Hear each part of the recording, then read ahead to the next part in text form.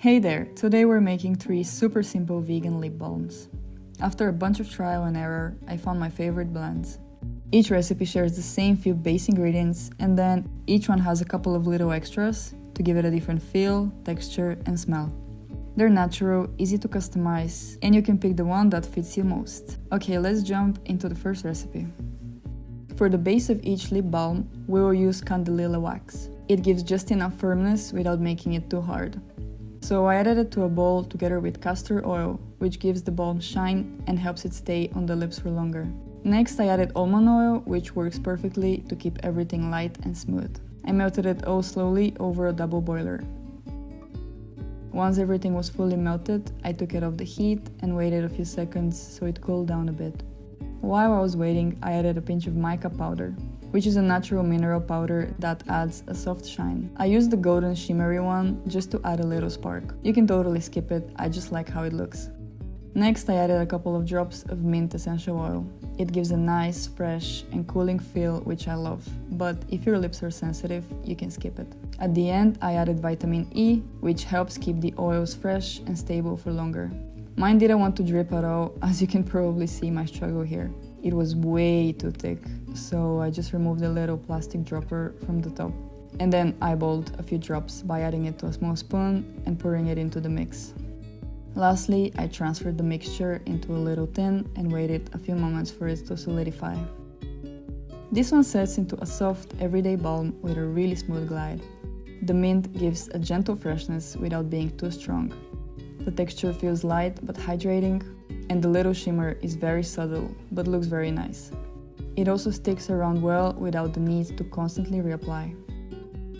For the second version, I added candelilla wax to the bowl again, but a bit less this time, since I'm also adding cocoa butter, which is already quite firm and gives this recipe its natural chocolate smell and a slightly richer feel. Then I added castor oil and almond oil to keep things smooth and light.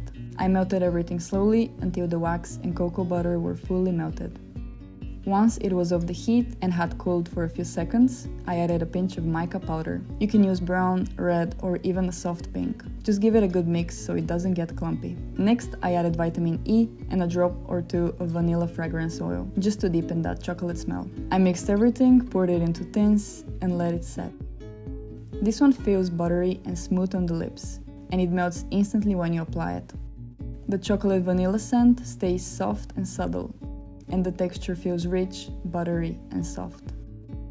For the last recipe, I added candelilla wax again, just enough to keep things from getting too runny.